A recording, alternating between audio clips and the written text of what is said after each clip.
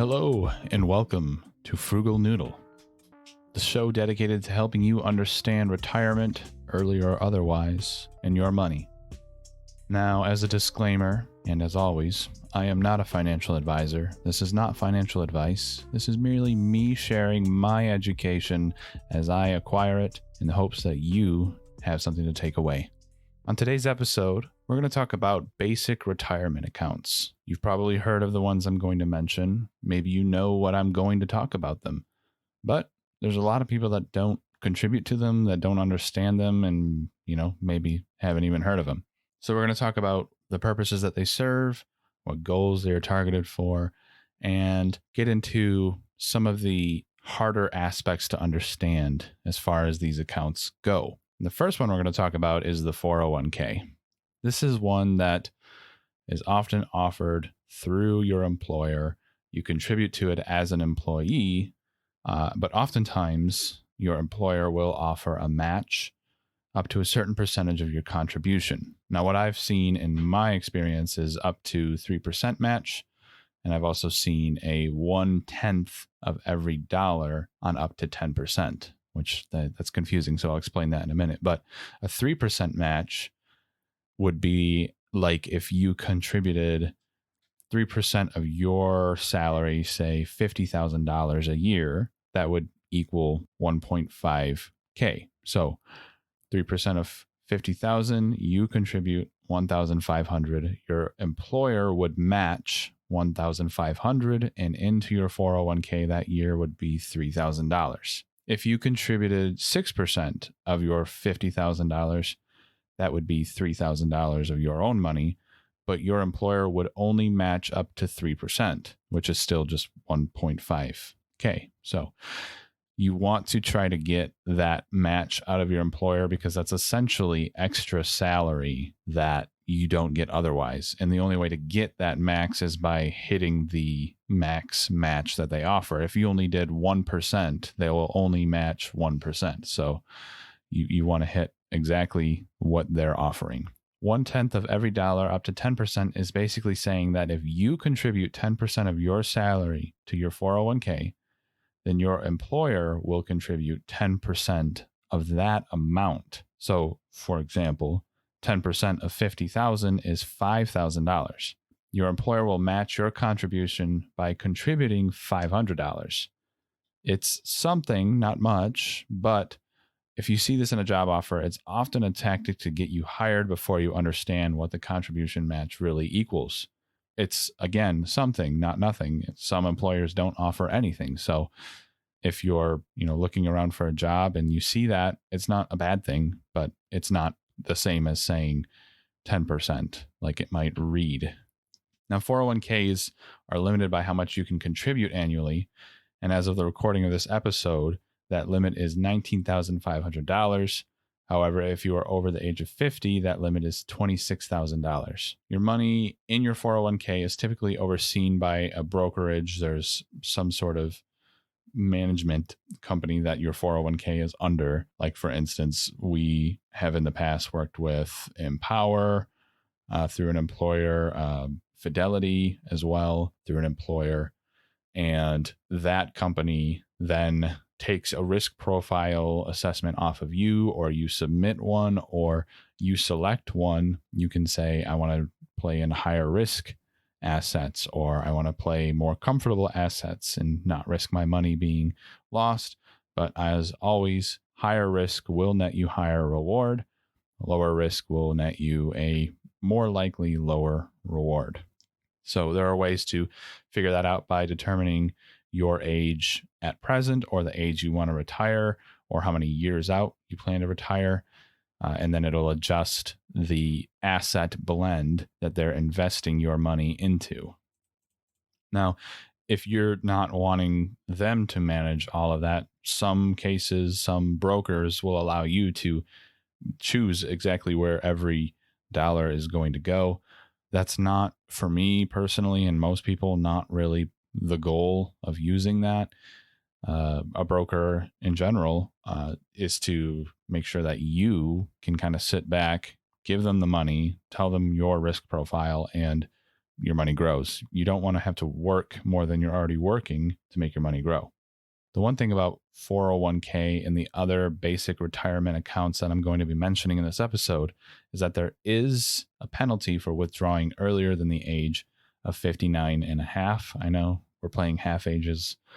Again, you'd think that we outgrew that. But if you withdraw from your 401k before the age of 59 and a half, then you are subject to a 10% early withdrawal penalty on top of the normal income taxes that you pay. Now, 401k, when you contribute your salary to it, it is pre-tax. So we're just going to work off 50,000 again. If you're contributing 3% of your 50,000 to get that match from your employer, that 1,500 that you are contributing is not taxed. So your paycheck, every time you contribute per paycheck before you're taxed, your contribution is taken out, and then the remaining money is taxed. Just want to walk through that because sometimes it's confusing. But when you retire and when you begin to pull from your 401k, that is when your money is taxed. So you're not taxed now, but you're taxed in the future. But when you withdraw early, you get that 10% penalty plus the income tax that is foregone to the withdrawal date. So as an example that I found online, if you withdrew $10,000, once all the taxes and penalties are paid, you can expect probably around $6,000, $6,500, somewhere in there. So if you're planning to retire early, I think a 401k is still somewhere you can work in. You are going to have to factor in, though, that 10% early withdrawal penalty if you plan to do it from your 401k. I've seen people that are in the FIRE movement that have their other investment accounts that they live off of until that 59 and a half year age that they will then play in their 401k. You will always have it there if for some reason you're not making ends meet with your standard retirement accounts. But that's just some planning around that you have to do when it comes to working in the basic retirement accounts. Now, IRAs, there's a few versions of that. There's the traditional, which is pre-tax contribution benefits, just like the 401k. So you contribute to it typically through your employer, and it's taken out before taxes are hitting your paycheck. And then there's the Roth IRA, which is post-tax. So we, my wife and I, work in Roth IRAs. So it's taxed money that we are contributing to our Roth, but it's inverse to how the 401k and traditional works, where it's taxed now, but when we withdraw from it, it is not taxed again. But these are both traditional and Roth IRA subject to that early withdrawal penalty, which is again 10%. If it's the traditional, then you also have to deal with the taxes that are coming out. Roth, you don't have to worry about that, but the circumstance is dependent, though. If you lost your job and you are trying to cover the medical insurance premium, then those funds that you pull from your IRA are not subject to that 10% penalty, as far as I'm aware. Now, at the time of this recording, the limit as far as what you can contribute to your IRA, whether it be Roth or traditional, is $6,000 per year. That's what annual means. And then $7,000 if you're over the age of 50. And your IRAs work exactly like your 401k, where you're contributing to a broker managed account. They take your risk assessment, your choice of risk profile, however you want to have your money invested. They take all that into consideration, and then they play in different areas of the stock market and other asset locations such as real estate. I haven't really seen a IRA that deals in real estate personally, but I'm sure they're out there. But essentially, you're contributing to these accounts so that the people that manage this day to day know what to do, where to put it, and let it grow. And if the blend isn't working, then they make adjustments to make sure that you do end up growing that money while you're working and waiting to retire. Now, outside of 401ks and IRAs, some companies do offer a pension plan, which is great if you're going to be at the company a long time and retire with them. It's typically subject to the length of service to that company and your, based on your salary. So it provides an income in retirement, just like your 401k or IRA will. They're becoming more and more rare. A lot of people don't really jump on a pension plan company as often anymore because to be honest, the easiest way to negotiate a salary increase is by accepting a position somewhere else. A lot of places will offer a counter to try to keep you, but if they don't have that pension hanging over you, then it's not likely you're going to move on. Well, that's why it's kind of going away, because people are less likely to jump into a company where a pension is offered, as opposed to a 401k that you can uplift wherever you're working and carry on with you. And I guess that's a good point. 401ks and IRAs, even if you move to a company that has a new broker that manages their 401k, that's fine. You can do a rollover from your 401k into your IRA that you're already working in, and your IRA can roll over into a new broker's IRA. So that has its own explanation. It has its own detail. I've dealt with it personally, moving from one employer to another, where you have a retirement account and you have to roll it into a new broker. I've also made the ill mistake of pulling money from my 401k, actually cashing out my entire 401k from my first job, which I didn't contribute too much to, so it wasn't a crazy amount, but I basically liquefied that money and took that 10% penalty just to have, a couple extra $1,000 after that job. Hindsight is 2020. Shouldn't have done that, but it also wasn't like I was making any amazing amount of money. It was a retail job, so I guess we just use that as lessons learned sometimes. But back to the pension. So basically, a pension is a company provided income in retirement solution, where the longer you spend with that company, the better that pension package is. And it's a little more subjective company to company, but you don't see it as often anyways. Now, options for those that are self-employed, there is what is called the SEP IRA, Simplified Employee Pension. So it allows you to contribute a portion of your income to your own retirement account if you're self-employed and also have no employees. You can fully deduct those contributions from your taxable income. And so it's essentially like, if you're going to be working for yourself, a 401k isn't something necessarily the best route to go, where you're not dealing with a bunch of employees. So the benefits of having several employees under the umbrella of a 401k isn't met when you're just one person. So self-employed, the SEP IRA makes the most sense, and it is highly tax favored, just like the 401k and IRAs are, but the limit on it for what you can contribute annually is much higher, being $58,000 or 25% of your income, whichever is less. And that's as of this recording, obviously. Another option as a self-employed individual would be to just invest into your own choice of index funds, ETFs, and other assets that you manage yourself. We do a blend of traditional, basic retirement accounts, and then our own investments on the side through Vanguard and some other brokerages. I have also mentioned in the past that we do dabble in crypto.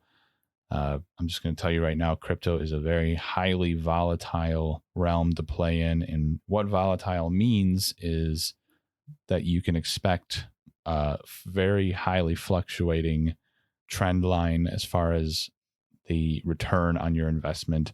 It can be way up one day and you're holding out, and the next day it's practically, zero for you. So there's a lot to talk about in crypto, and I have plans to discuss that in the future.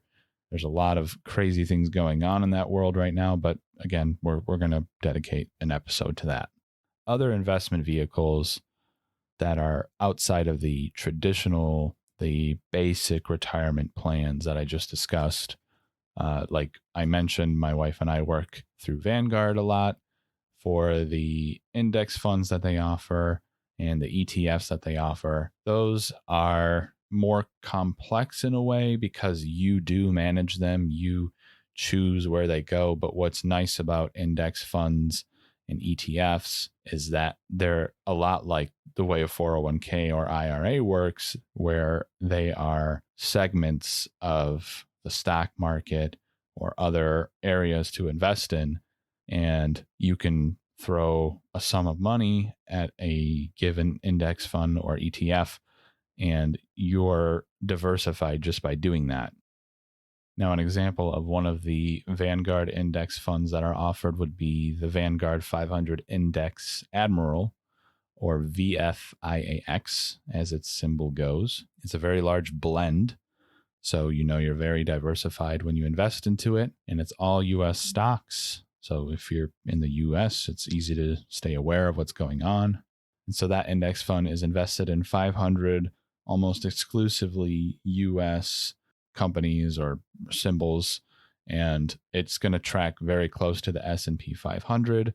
And I know these are, for some people, a lot of acronyms, and maybe you've heard of them, but you don't know what they mean. We'll get into that all later on. But basically what I'm saying is that this index fund and most or all index funds are highly diversified.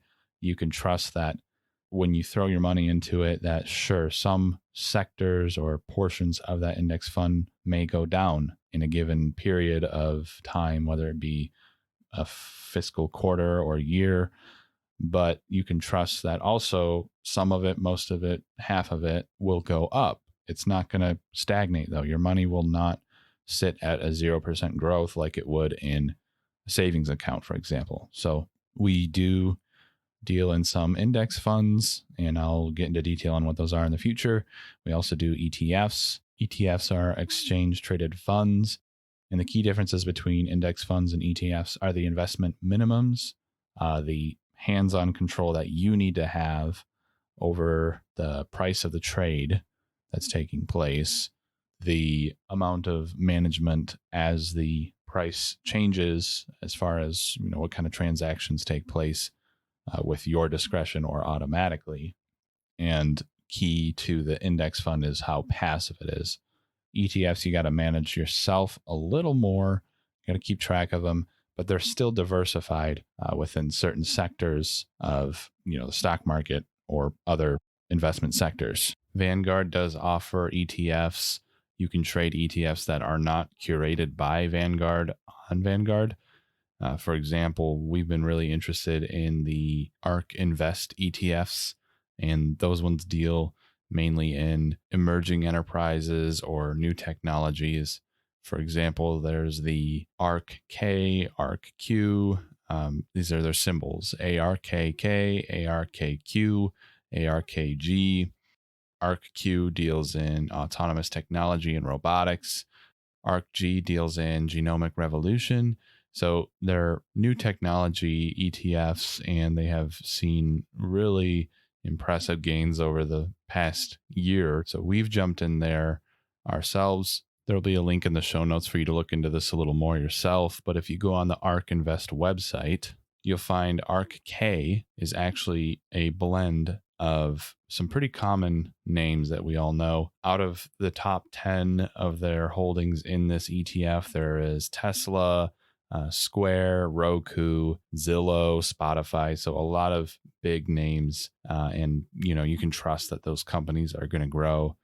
And typically you can trust also, as this is an actively managed ETF by ARK, that as things change, they will swap in and out the companies and names that you see in there. There's a whole lot as far as index funds and ETFs go. We could talk about it in probably an entire batch of episodes, and we still wouldn't cover it all. But I guess this is probably a really good starting point for someone who might not know anything about these things, maybe had never even heard of them. So index funds, ETFs, those are just a couple of the investment assets that you can get involved in yourself, not necessarily through your 401k or your IRA, although I have seen those symbols on IRAs and 401ks. But as I mentioned, we deal mostly through Vanguard. They're a very solid company. extremely trustworthy. Their fees are very low to manage the money that you're putting in there. So I really recommend Vanguard. And I plan to do tutorials on how to set up your account there, how to actually put money in there and start investing. I will admit that Vanguard has the least of the user-friendly interfaces. There's evidence of them working on improving that. There's already a beta app that's better than their original app on the Play Store. I'm very hopeful that the user interface for Vanguard will get better here in the future. I think what I want you to walk away from this episode with before anything, though, is that there are so many different types of accounts out there as far as where you can invest. There's the basic retirement, like we've mentioned, 401k, IRAs, and then there's those that you manage yourself, ETFs, index funds, and that's just the foundation. There's more than that, and we're going to talk about it all in the future, but I think this is a great introduction. Thank you for listening to this episode of Frugal Noodle. Make sure to follow Frugal Noodle on TikTok, Instagram, YouTube, and wherever you get podcasts. You got to subscribe so that you can keep up to date on the latest episodes. Feel free to reach out to me on any of those platforms and I will get back to you. I also have my email, which is frugalnoodlepod@gmail.com. Any feedback, any questions, I am happy to take. The music for this episode was produced by CARBS. Take a peek in the show notes for links to everything I've mentioned in this episode. And thank you for listening.